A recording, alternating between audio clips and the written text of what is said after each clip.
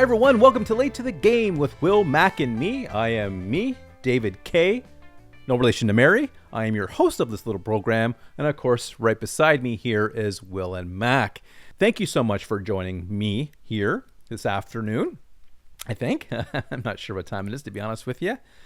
We have a few things to go over today. We have our House and Home segment, and we're also going to take a trip to 1847. Why? Because it was a heck of a year. That's why. But before we do any of that, before we go any further, I have to introduce to you the tea of the day. We have a really nice blend of green apple and ginger. Very flavorful. Very refreshing. Very nice. I like it. And coincidentally, it's the same flavor as my shampoo. Not that I eat my shampoo, of course, but it must have similar ingredients because that's what's on the label. But nonetheless, let's get into the program. Like I said, we are going to time travel all the way back to 1847. And the first thing we're going to touch on is the potato famine. A little close to home for me because we're going to go to Ireland.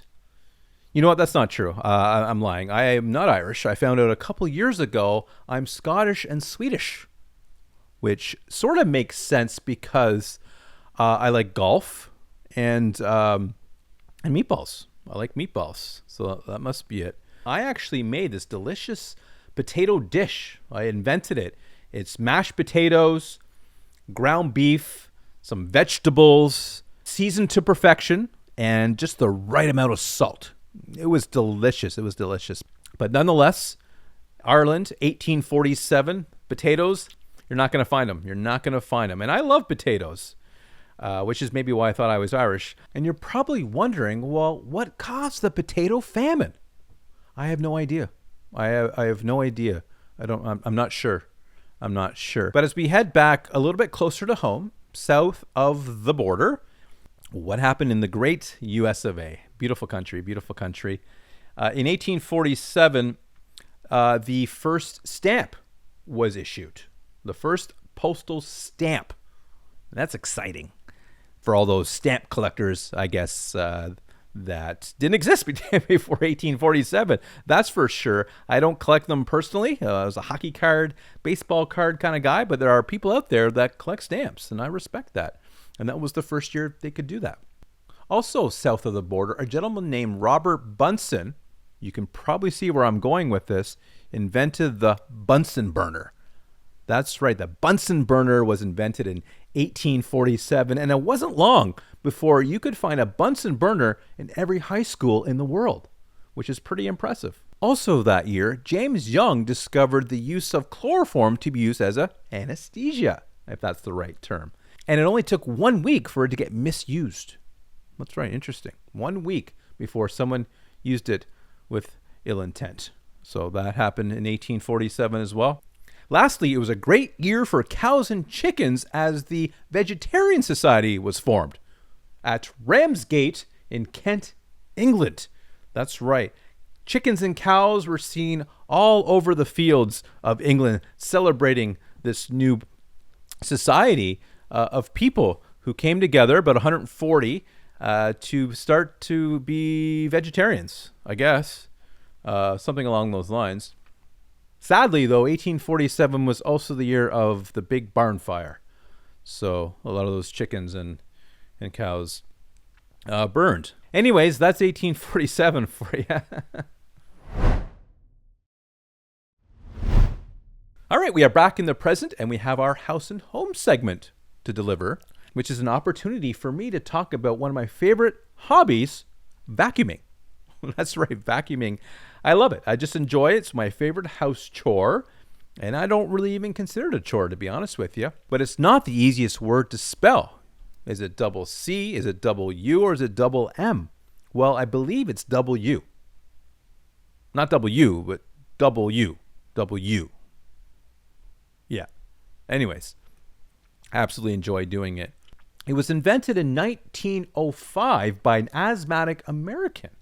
That's right. So we can see his motivation, a lot of dust.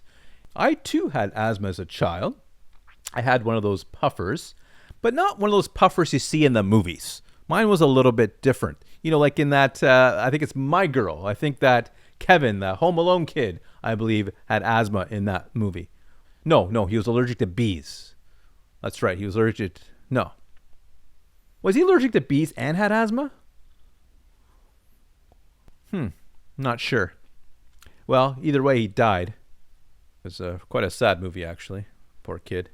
Anyways, 1905, the vacuum is invented and sold as an electric broomstick in 1908 to Hoover. That's right, J. Edgar Hoover.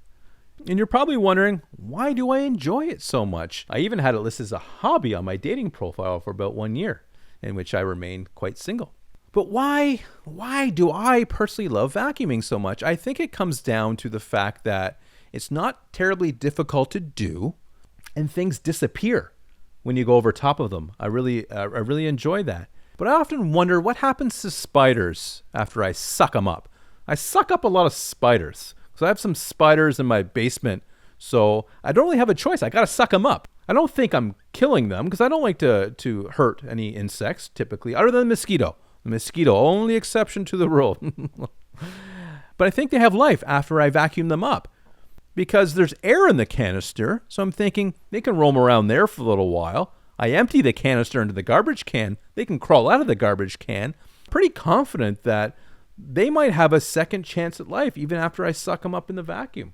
Now, I haven't seen any spiders crawl out of my garbage can lately, but I'm pretty sure they might when I'm not looking. For all I know, they enjoy it. But ultimately, it's my favorite hobby. Feel free to share your favorite chore in the comments below. Now, to wrap up this episode, I'd like to talk about something a little bit more serious. Unfortunately, we're going to talk about toilet seats. Women require the seat to be down 100% of the time. Those aren't good odds. The average man urinates 5 times a day and defecates once. And according to Mallstall magazine, 23% of men can accurately urinate with the seat down. That's pretty good, but it's not going to be enough. It's not going to be enough because the average woman urinates 17 times a day and doesn't defecate at all. So I put all that information into a supercomputer and came up with the SDR, which is the seat down rate. And it came to 82.6%. And that's not great. But I do want to offer a little bit of hope to the men out there.